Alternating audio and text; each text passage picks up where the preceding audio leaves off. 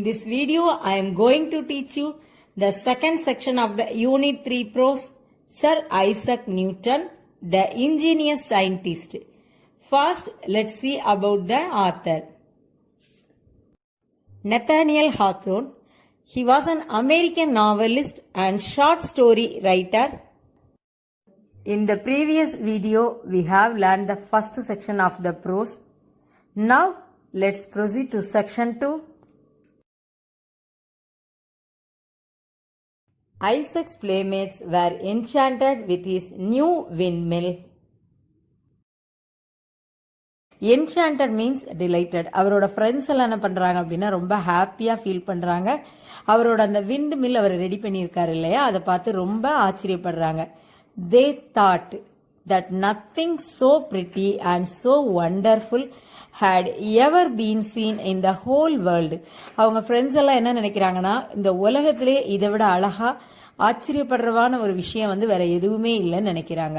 But Isaac said one of them. அவரோட friends ஒருத்தங்க அவரை கூப்பிடுறாங்க ஐசக் அப்படின்னு. You have forgotten one thing that belongs to a mill. இந்த விண்டு மில்லில் நீ ஒரு விஷயத்த மறந்துட்ட அப்படின்னு சொல்லி அவரோட ஒரு ஃப்ரெண்டு சொல்றாங்க. What is that asked Isaac. Isaac உடனே கேட்கிறாரு, அது என்ன அப்படின்னு கேட்கிறாரு. For he supposed that from the roof of the mill to its foundation. So அதில் பார்த்தீங்கன்னா அவர் அந்த ரூஃப் அப்படின்னா மேற்கூரை, அந்த விண்டு மில்லோட மேற்கூரையிலேருந்து கீழே ஃபவுண்டேஷன் வரைக்குமே அவர் பர்ஃபெக்டாக டிசைன் பண்ணியிருக்கும்னு நினைக்கிறாரு. He had forgotten nothing. இதில் மறக்கிறதுக்கு ஒன்றுமே இல்லையே அப்படின்னு நினைக்கிறாரு. ஏன்னா அவர் ஃப்ரெண்டு நீ அதில் ஏதோ மறந்துட்டேன்னு சொன்னதுனால அவர் இதை யோசிக்கிறாரு. எப்பயுமே நம்ம கிட்ட இருக்கிற ஒரு மிஸ்டேக்ஸோ இல்லை நம்ம கண்டுபிடிக்கிற விஷயத்துல இருக்கிற ஒரு மிஸ்டேக்கையோ நம்மளோட ஃப்ரெண்டு தான் கரெக்டாக ஃபைண்ட் அவுட் பண்ண முடியும் இல்லையா. நமக்கு தெரியாத விஷயங்கள் நம்மளோட சுற்றி இருக்கிற நம்மளோட ஃப்ரெண்ட்ஸுக்கு தெரியும்.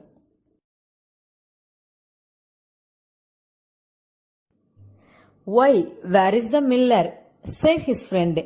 அவங்க ஃப்ரெண்டு சொன்னாங்க இல்லையா, இதில் ஒரு சின்ன திங்ஸ் நீ மறந்துருக்க அப்படின்னு சொல்றாங்களே, அதை தான் கரெக்டாக கேட்குறாங்க.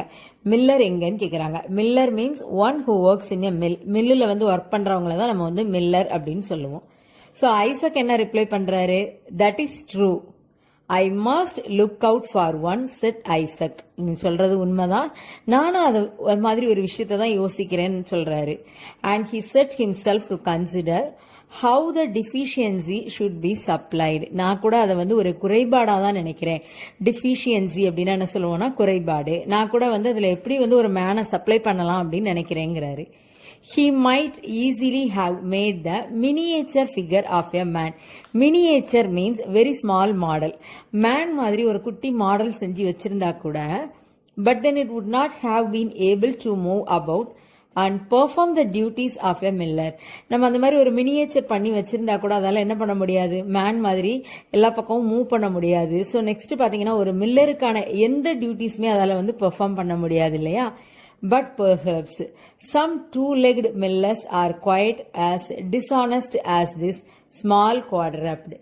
ஸோ என்ன சொல்றாங்க அப்படின்னா, 2 லெக்ல இருக்கக்கூடிய மில்லர், அதாவது நம்ம மனுஷங்க சில நேரம் நேர்மை இல்லாம அனிமல்ஸ் மாதிரி நடந்துக்கிறாங்க அப்படின்னு சொல்றாரு. As Isaac grew older, it was found that he had far more important matters in his mind than the manufacture of toys like the little windmill. அவர் வளர வளர என்ன யோசிக்கிறாரு அப்படின்னா, நிறைய டாய்ஸ் எல்லாம் மேனுஃபேக்சர் பண்ணுவார் இல்லையா, அதே மாதிரி ஒரு லிட்டில் விண்ட் மில் எல்லாம் அவர் டிசைன் பண்ணார் இல்லையா, இதெல்லாம் தவிர்த்து ரொம்ப முக்கியமான விஷயங்கள் நிறைய அவரோட மைண்ட்ல அவர் திங்க் பண்ண ஆரம்பிக்கிறாரு. All day long if left to himself he was either absorbed in thought or engaged in some book of mathematics or natural philosophy. Full day பார்த்தீங்கன்னா கூட அவர் மட்டுமே தனியாக உட்காந்து ஏதோ ஒரு விஷயத்த ரொம்ப யோசிக்கிறது, அப்படி இல்லைன்னா full and full books read பண்ணுறது. என்ன ரிலேட்டடாக புக்ஸ் படிச்சிருக்காருன்னா மேத்தமெட்டிக்ஸோ இல்லைனா தத்துவங்கள், ஃபிலாசபிங்கிறது தத்துவங்கள், அது நிறைஞ்ச புக்ஸை அவர் படிக்கிறாரு. At night I think it probable he looked up with reverential curiosity to the stars and wondered whether they were worlds like our own. Curiosity அப்படின்னா ரொம்ப ஈகர்னஸ், ரொம்ப ஆர்வமா உட்காந்து பாத்தீங்கன்னா அவர் நைட்டெல்லாம் என்ன யோசிக்கிறாருன்னா அந்த ஸ்டார்ஸ் எல்லாம் கீழே இருந்து மேலே பார்த்துட்டு நம்ம இங்க இருக்க மாதிரி அங்கேயும் ஒரு உலகம் இருக்குமா அப்படின்னு நினைச்சு அவர் ரொம்ப யோசிக்கிறாரு. And how great was their distance from the earth. So நம்மளோட இந்த எர்த்ல இருந்து அந்த ஸ்டார்ஸுக்கு வந்து எவ்வளோ ஒரு டிஸ்டன்ஸ் இருக்கும் அப்படின்னு யோசிக்கிறாரு. And what was the power that kept them in their courses. Stars எல்லாம் அங்கே இருக்கிறதுக்கு அதுக்கான பவர் என்னவா இருக்கும் அப்படின்னு சொல்லி கூட அவர் யோசிக்கிறாரு.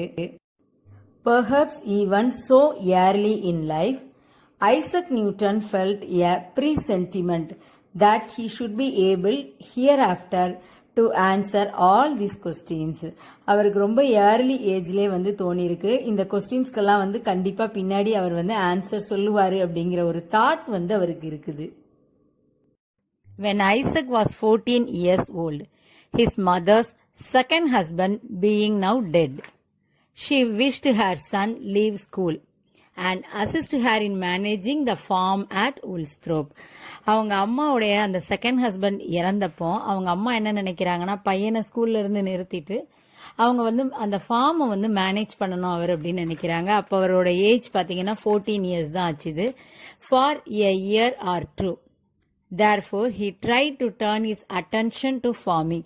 ஒரு 1 or 2 years பார்த்தீங்கன்னா அவர் வந்து ஃபார்மிங்க்கு வந்து அவரோட அட்டென்ஷனை கொடுத்தாரு. But his mind was so bent on becoming a scholar that his mother sent him back to school and afterwards to the University of Cambridge. So அவரோட மைண்ட் ஃபுல்லாக என்ன ஆகணும்னு இருக்குன்னா ஒரு சிறந்த அறிவாளி ஆகணும்னு தான் இருக்குது. ஸோ அதுக்கப்புறம் அவங்க அம்மா என்ன பண்ணாங்கன்னா அவரோட விஷ் அவரை வந்து ஸ்கூலுக்கு அனுப்புனாங்க. ஸோ ஆஃப்டர்வர்ட்ஸ் பார்த்தீங்கன்னா கேம்பிரிட்ஜ் யூனிவர்சிட்டிலையும் போய் அவர் வந்து லேர்ன் பண்ணியிருக்கிறாரு. He was the first that found out the nature of light. First ஒளியோட தன்மையை கண்டுபிடிச்சவரும் இவர் தான். For before his day nobody could tell what the sunshine was composed of until then. So அதே மாதிரி பார்த்தீங்கன்னா சூரிய ஒளியில வந்து என்ன இருக்குது அப்படிங்கிறத ஃபர்ஸ்ட் வந்து ஆராய்ச்சி பண்ணினதும் பார்த்தீங்கன்னா இவர் தான். You remember I suppose the story of an apple's falling on his head which lead him to discover the force of gravitation and which keeps the heavenly bodies in their courses. நமக்கு சயின்ஸ்லலாம் வந்து learn பண்ணியிருப்போம் இல்லையா, apple வந்து இவரோட தலையில வந்து விழும்போது தான் இவர் என்ன கண்டுபிடிச்சாரு, force of gravitation which means புவியீர்ப்பு விசை வந்து கண்டுபிடிச்சாரு. ஸோ அந்த தத்துவத்தை பார்த்தீங்க அப்படின்னா கோள்களை வந்து அதோட பாதையில எப்படி வச்சிருக்குது அப்படிங்கிறதையும் வந்து இவர் வந்து கண்டுபிடிச்சாரு. ஹெவன்லி பாடிஸ் தட் மீன்ஸ் அதில் என்ன எடுத்துக்கிறோம் நம்ம கோள்கள் அப்படின்னு எடுத்துக்கிறோம். When he had once got hold of this idea, he never permitted his mind to rest until he had searched out all the laws by which the planets are guided through the sky. So இந்த மாதிரி இவர் வந்து எல்லாமே கண்டுபிடிச்ச உடனே இந்த எண்ணம் எல்லாம் அவருக்கு வந்த உடனே பார்த்தீங்கன்னா இது சம்பந்தமா இருக்கக்கூடிய எல்லா விதிகளையும் வந்து என்ன பண்ணணும், லாஸ் மீன்ஸ் விதிகள் கண்டுபிடிக்கிற வரைக்கும் அவர் வந்து அவருக்கு ரெஸ்டே வந்து கொடுத்துக்கவே இல்லையாம். அதாவது அவர் வந்து நேரடியா வந்து அந்த கோள்கள் போய் அதோட சுற்றுப்பாதை இருக்கு இல்லையா, அதை சுற்றி வருது இல்லையா, அதை வந்து எப்படி சுற்றுதுங்கிறத வந்து ஆராய்ச்சி பண்றதுல ரொம்ப இன்ட்ரெஸ்டா இருந்தாரு.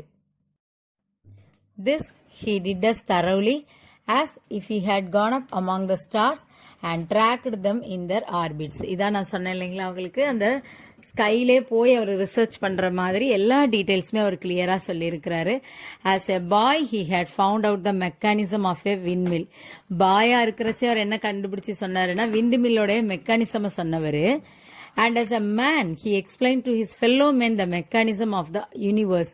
ஸோ அவரோட வளர்ந்ததுக்கு அப்புறம் அவர் என்ன எக்ஸ்பிளைன் பண்ணியிருக்காரு அப்படின்னா யூனிவர்ஸோட மெக்கானிசம் எப்படி அப்படிங்கிறத வந்து கண்டுபிடிச்சு எக்ஸ்பிளைன் பண்ணியிருக்கிறாரு.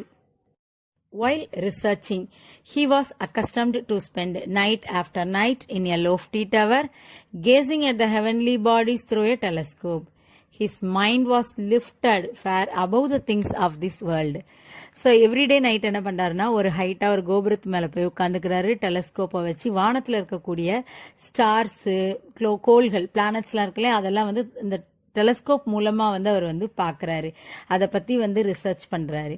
He may be said indeed to have spent the greater part of his life in worlds that lie thousands and millions of miles away for where the thoughts and the heart are, there is our true existence.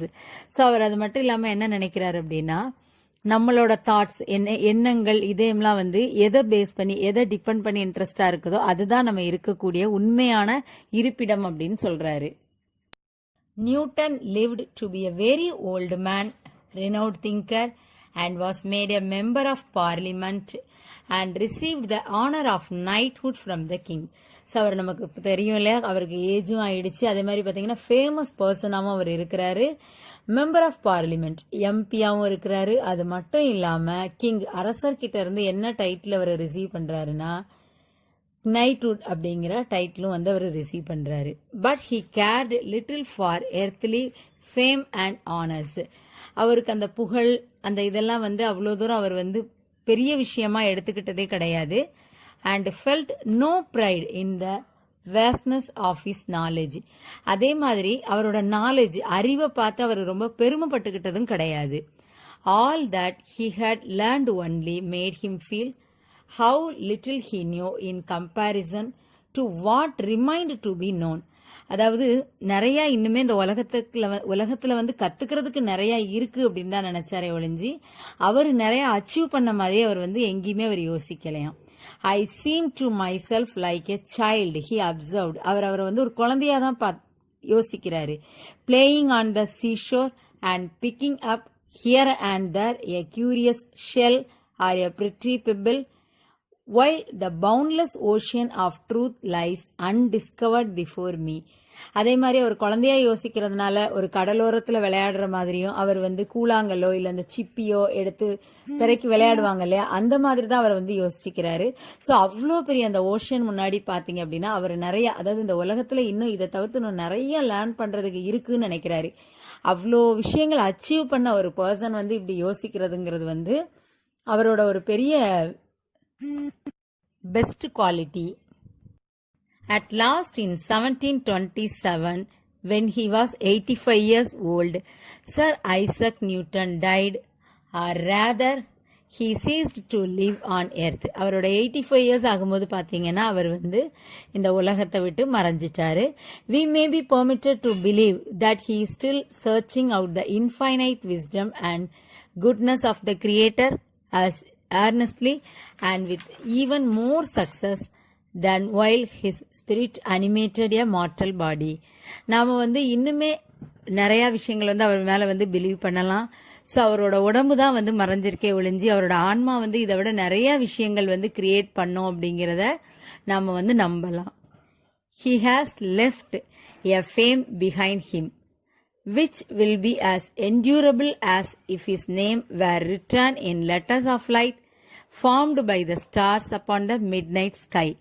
So அதே மாதிரி பார்த்தோம் அப்படின்னா அவர் எப்பயுமே telescope வச்சு என்ன பண்ணுவார், sky பார்த்துக்கிட்டே இருப்பாருன்னு சொல்கிறோம் இல்லையா, அதே மாதிரி அந்த நைட்டில் பார்த்தீங்கன்னா இருக்கக்கூடிய அந்த ஸ்டாரோட லைட்டில் வந்து அவரோட நேம் எல்லாம் எழுதியிருக்குதான். அது வந்து எப்படின்னா நம்ம எர்த்தில் வந்து அவரோட புகழ் என்னைக்குமே அழியாது இல்லையா, அதே மாதிரி அந்த ஸ்டார்ஸுக்கு நடுவில் அவரோட நேம் எழுதியிருக்கதும் பார்த்தீங்கன்னா என்னைக்குமே அழியாத நிலையில இருக்குது. I love to hear about mechanical contrivances such as the water clock and the little windmill, remarked George. I suppose if Sir Isaac Newton had only thought of it, he might have found out the steam engine and railroads and all the other famous inventions that have come into use since his day. Isaac நியூட்டனோட small ஏஜில் அவர் கண்டுபிடிச்சார் இல்லையா water clock, little விண்மில், இதெல்லாம் பார்த்து இந்த mechanical instruments எல்லாம் பார்த்தீங்கன்னா ஜார்ஜுங்கிறவர் என்ன சொல்றாருன்னா இதெல்லாம் ரொம்ப ஒண்டர்ஃபுல்லா இருக்குது. அதே மாதிரி ஐசக் நியூட்டன் வந்து ஸ்டீம் இன்ஜினோ இல்ல ரயில் ரோடோ அதை பத்தி யோசிச்சிருந்தா கண்டிப்பா அவர் வந்து அதெல்லாம் வந்து கண்டுபிடிச்சிருப்பாரு அப்படின்னு சொல்லி சொல்றாரு.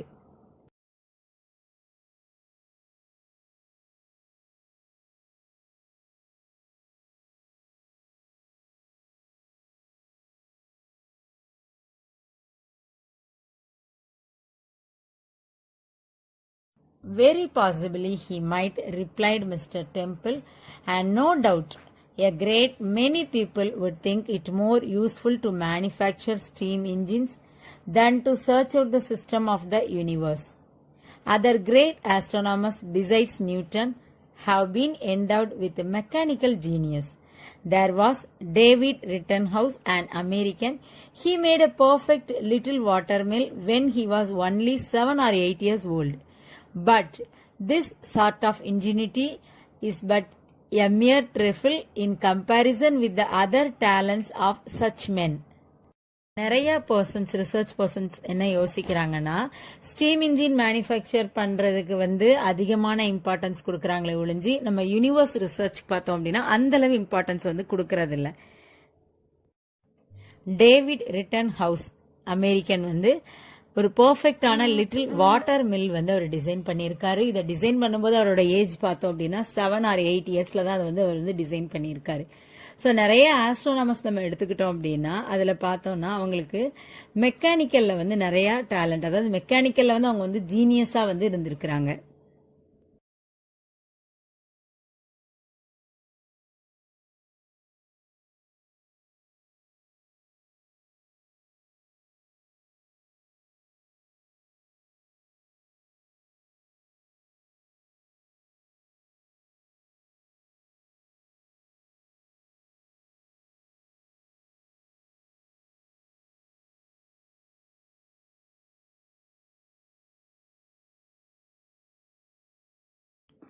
Choose the correct antonyms பார்க்க போறோம். Antonyms means opposite வந்து பார்க்க போறோம். First one, his grandmother was very kind to him. இதுல kindங்கிற அந்த வேர்டுக்கு ஆப்போசிட் பார்க்க போறோம். என்ன ஆன்சர் எழுத போறோம்னா cruel. kindக்கு ஆப்போசிட் வந்து cruel. Next one, the boy seemed to have a taste for mathematics. டேஸ்டுக்கு ஆப்போசிட் என்ன எழுதணும்? distaste. Next one, Isaac possessed a wonderful faculty of acquiring knowledge. இதுல possessed அப்படிங்கிற வேர்டுக்கு ஆப்போசிட் எழுத போறோம் lacks. And the next one, he was observed to be usually busy with his tools. usually அப்படிங்கிற வேர்டுக்கு வந்து நம்ம ஆப்போசிட் பார்க்க போறோம் rarely. usuallyக்கு ஆப்போசிட் என்னது? rarely.